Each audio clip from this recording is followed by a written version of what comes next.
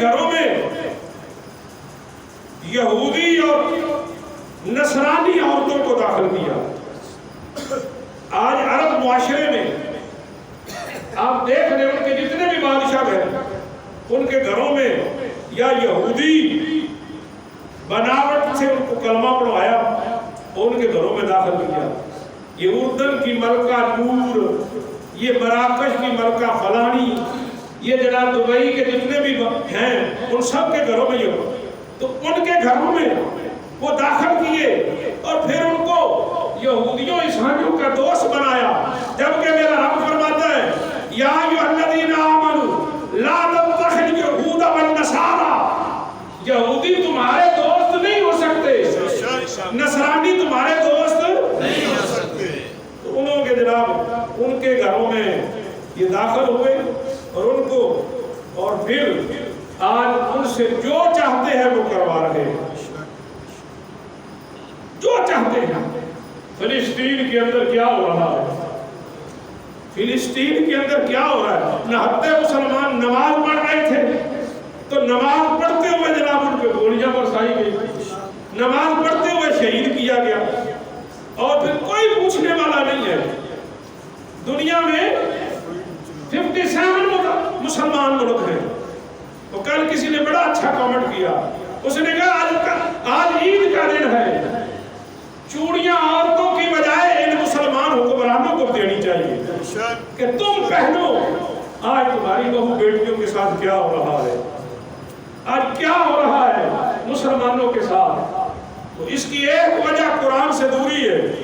قرآن نے کہا یہودی عیسائی تمہارے دوست نہیں ہو سکتے. اب جو ان کو دوست بنائے یا دوست سمجھے، یا قرآن جھوٹا یا وہ جھوٹا، تو قرآن تو جھوٹا ہو سکتا نہیں. سارے بولو، ہاتھ چاہ کے بولو، قرآن جھوٹا ہو سکتا نہیں. اس لیے نہیں ہو سکتا، اس لیے نہیں ہو سکتا کہ یہ اس قادر مطلق کا کلام ہے، یہ اس کا کلام ہے. فرمایا حبیب تجھے ایسا معجزہ دوں گا قیامت تک زندہ رہے گا، قیامت تک زندہ رہے گا، قیامت تک اس سے موتی حاصل کیے جاتے رہیں گے، قیامت تک اس کی زبر زیر میں فرق آ سکے گا نہیں. قیامت تک حبیب، قیامت تک اس کی رحمتیں ہر دور میں جاری و ساری رہیں گی، اور قیامت تک اس کی سچائی کائنات پر عیاں رہے گی.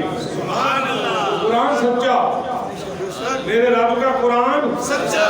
یہ قول نبی ہے، قول خدا، اے قول نبی ہے، قول خدا. فرمان نہ بدلا جائے گا، بدلے گا زمانہ لاکھ، مگر قرآن نہ بدلا جائے گا.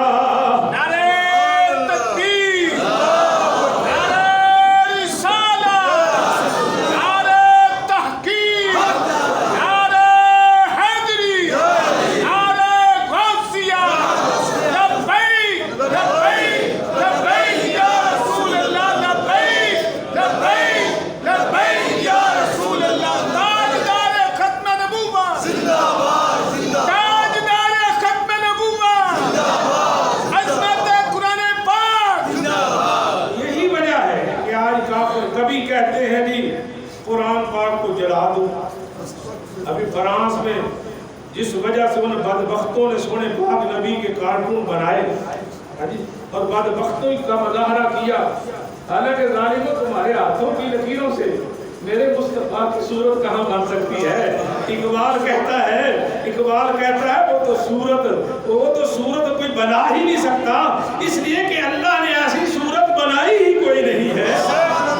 ان بدبختوں نے قرآن کو جلایا. کبھی قرآن جلاتے ہیں، کبھی جناب کہتے ہیں کہ یہ دہشت گردی کی کتاب ہے. اس کی آیتیں آپ دیکھو، پچھلے مہینے ہندوستان کے اندر ایک شیعہ بدبخت کو خریدا انہوں اور اس کو کہا قرآن کے 200 آیت نکالو. یہ جہاد والی ساری آیتیں، یہ آیتیں دہشت گردی ہیں. تو وہ قرآن سے اس طرح وہ دشمنی کر رہے ہیں. کبھی دہشت گردی کی کتاب کہتے ہیں، کبھی جناب کہتے ہیں اس کو جلایا جائے. اور یہ کافروں کی پرانی عادت ہے، جب ان سے کچھ نہیں نہ بنتا وہ کہتے جلا دو. نمرود سے کچھ نہیں نہ بنا جب موسیٰ اپنا ابراہیم علیہ السلام نے سارے بت توڑ دیے اور بڑے بت تے کڑاڑا رکھیا تے انہاں آکھیا ابراہیم تو توڑے نے فرمایا جن تے کڑاڑا پیا انہوں پوچھو نا. جب بے جواب ہو گیا لاجواب ہو گیا تو کہنے لگے ان کو جلا دو، ان کو جلا دو. جب قرآن کے سامنے جب لاجواب ہو گئے تو اب کہتے ہیں ان کو جلا دو. تو جلا بھی نہیں سکے کیونکہ قرآن پڑھ کے تو جلا دو گے، سینوں کو کیسے جلاؤ گے؟ تو جب جلا نہ سکے تو کہنے لگے کہ اس کی آیتیں نکالو. اور تو سیر مٹھا مٹھا لانا ہے، تیرے سلیبس جو بھی آیتیں کٹیاں گئی ہیں، یہ جو موجودہ تیری تبدیلی ہے نا، اس تبدیلی کا ایسا بیڑا غرق ہوا ہے، تیرے نصاب میں سے تیری دینیات میں سے جہاد کی آیتیں نکال دی گئی ہیں، تیرے سلیبس میں سے ان کے آیتوں کو نکالو گے، ان سے جذبہ جہاد پیدا ہوتا ہے، ان سے جہاد کا جذبہ، جہاد کے سلیبس سے نکال دو، جہاد کا چیپٹر نکالو. اور یہ جو تیری جتنے بڑے بڑے سکول ہیں، یہ جو بیکن ہو سکتے ہیں ہزاروں لاکھوں روپے دے کے پڑھتے پڑھاتے ہو، وہاں جناب یہ سب کچھ ختم کر دیا گیا ہے. تو فرمایا قرآن کا دوسرا حق یہ ہے کہ اس کو پڑھا جائے، اس کو پڑھا جائے. ابھی رمضان گزرا، ہم نے تراویح میں قرآن سنا اور پڑھا بھی، گھروں میں بھی پڑھا، مجاہدہ کیا، ریکسٹ بھی ہوا ہے نہیں گھروں میں. اب جب رمضان گزر گیا پھر بند کرو، اونچا رکھو. نانا یہ رمضان کا مطالبہ نہیں ہے، یہ قرآن کا مطالبہ نہیں ہے. قرآن اور رمضان کا مطالبہ یہ ہے، رمضان میں مجاہدہ کیا، پروڈکشن کی ہے، اب غیر رمضان اس کو جاری رکھو. قرآن کا یہ مطالبہ ہے کہ مجھے پڑھو. اور آج بلا وجہ تو نہیں چمن کی تباہیاں، کچھ باغ باں ہیں برگ و شرر سے ملے ہوئے. آج تیرے حکمران کہاں قرآن پڑھے ہوئے ہیں، کہاں قرآن کی ان کو سمجھ ہے. مسلم سوسائٹی کا اپنا تقدس ہوتا ہے، ان کا اپنا باقیدہ ماحول ہوتا ہے، ان کی اپنی اخلاقی قدریں ہوتی ہیں. میرے رب کا قرآن سن، اللہ فرماتے ہیں الذین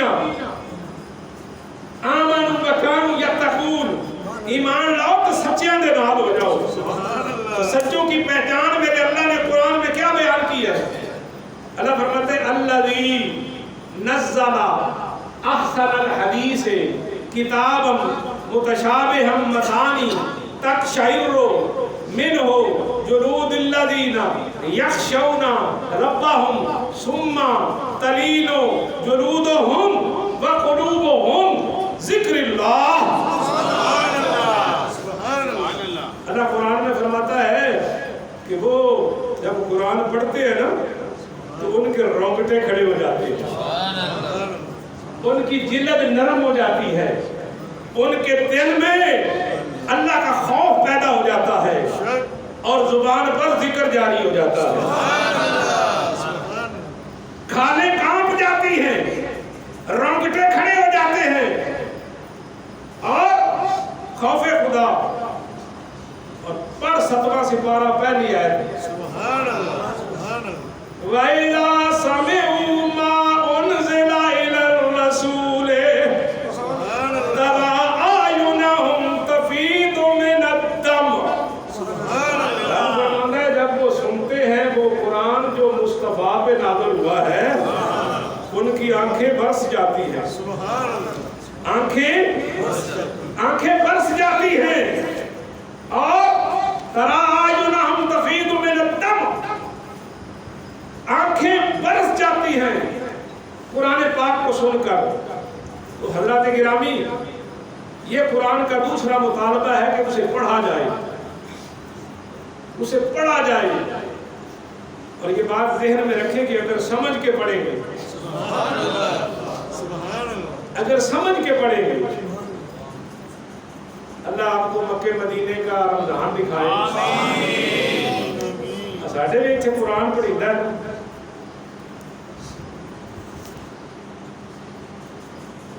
اتنے بھی وہی قرآن پڑھتا ہے، وہاں بھی وہی قرآن، لیکن جب وہاں قرآن پڑھتے ہیں تو پیچھے چیخیں مار مار کر روتے ہیں۔ کیوں روتے ہیں؟ اس لیے کہ وہ سمجھ رہے ہوتے ہیں قرآن کہہ کیا رہا ہے، قرآن کو سمجھتے ہیں۔ ہمارے یہاں وہ معاملہ نہیں ہوتا، ہمارے یہاں تو بس یہ معاملہ ہے کہ 2 رکعتیں پڑھی پھر کھڑیے لو دیکھنا ہے، 2 رکعتیں پڑھی پھر کھڑیے لو دیکھنا ہے کہ امام صاحب کیا کر کیا رہے ہیں، آج تھوڑی سی دیر تو نہیں کرتی ہے۔ امام صاحب نے بھی جب سلام پھیرنا ہے تو فرینڈ سے کھڑیے لو دیکھنا ہے، ہاں میں ٹھیک ہے، پورے ٹائم سے فارغ ہوئے ہیں۔ حضرات گرامی، وَلَقَدْ يَسَّرْنَا الْقُرْآنَ لِلذِّكْرِ فَهَلْ مِن مُدَّكِرٍ، اللہ فرماتا میں نے قرآن کو آسان کر دیا ہے سمجھنے والوں کے لیے۔ حدیث رسول سنا کے اپنی بات کو وائنڈ اپ کرتا ہوں۔ حضور فرماتے ہیں جنت میں نمازیں نہیں ہوں گے، جنت میں روزے نہیں ہوں گے، جنت میں حج نہیں ہوں گے، جنت میں خیرات صدقہ نہیں ہوگا، کیونکہ جنت عمل کی جگہ نہیں ہے، جنت جزا کی جگہ ہے۔ بولو اچھی سبحان اللہ، حضور دا صدقہ لبنی سانو ہی ہے، ہم رسول اللہ کے، جنت رسول اللہ کی، لیکن جنت میں عمل کوئی نہیں ہوگا۔ حضور فرماتے ہیں ایک گروہ ایسا ہوگا، فرشتے عاجز آ جائیں گے، فرشتے عاجز آ جائیں گے، یا اللہ یہ سیرابی نہیں ہوتے،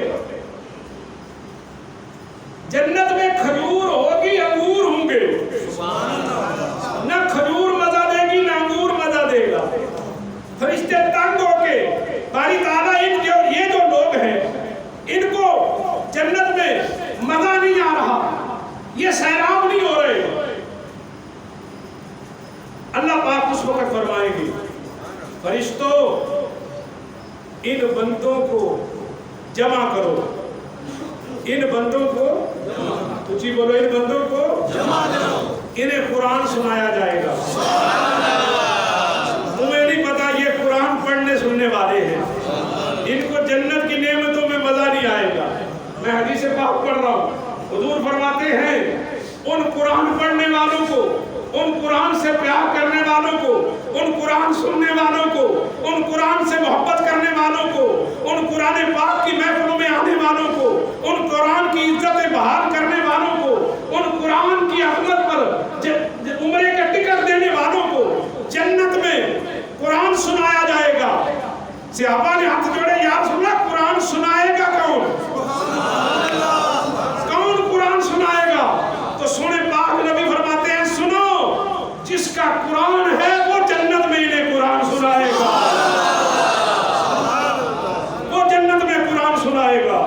تو قرآن سے پیار کرنے والے جنت میں میٹھی میٹھی اس آواز سے قرآن سنیں گے جس آواز نے قرآن اتارا ہوگا۔ صبح و شام قرآن سنایا جائے گا، اصل صبح و شام۔ اسی لیے آپ نے پرانے بزرگوں کو دیکھا ہوگا، پرانے بزرگ جتنے بھی یہ صبح بھی قرآن پڑھتے تھے، عصر بھی قرآن پڑھتے تھے، صبح و شام قرآن پڑھتے تھے، اس لیے کہ حدیث پاک میں آتا ہے کہ صبح و شام جنتیوں کو قرآن سنایا جائے گا، اور سنانے والا وہ ہوگا جس نے قرآن اتارا ہوگا۔ یہ قرآن کا اعجاز ہے، یہ قرآن پاک کی عظمت ہے، وسیع موضوع ہے قرآن پاک کی عظمت کا۔ ایک رمضان دوجا قرآن، یہ دونوں ساتھی ہیں۔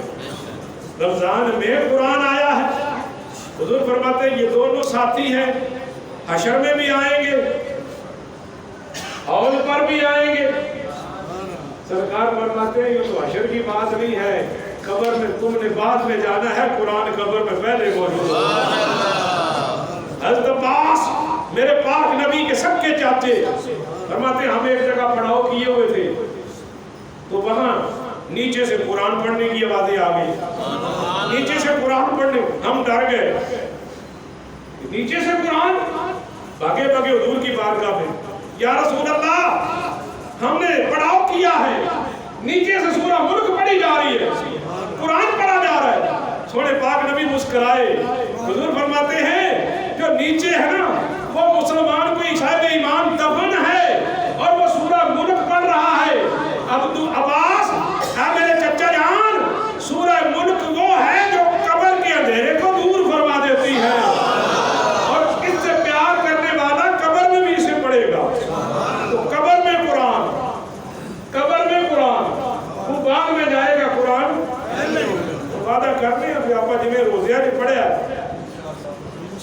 چلو ایج نہیں دے کوئی ایج راتہ ملتا ہی اسی رمضان تو بعد بھی پڑھا گے پچھلے بھی ذرا آپ سے یہی تھوڑی عید ہے. میں جڑا تھوڑے کو نیکی دا وعدہ کرانا نا یہ عید ہے تھوڑی ذرا آپ جا کے آخو کہ انشاءاللہ آپ قرآن پڑھیں. اللہ پاک سب کو توفیق عطا فرمائے. قرآن پاک کا پڑھنا قرآن پاک کا دیکھنا قرآن پاک کا سننا قرآن پاک کا سمجھنا یہ اللہ پاک نے وہ سعادت بخشی ہے کہ جس سعادت میں دنیا میں بھی بندہ ممتاز ہو جاتا ہے آخرت میں بھی ممتاز ہو جاتا ہے. اللہ عمل کی توفیق عطا. جو روزہ رہ گیا ہے وہ اس کی قضا کرنی پڑے گی میری اگر روزہ رہ گیا اس کی قضا کرنی پڑے گی. ہم کیا بتا دیں تاکہ اللہ ہی بن گیا.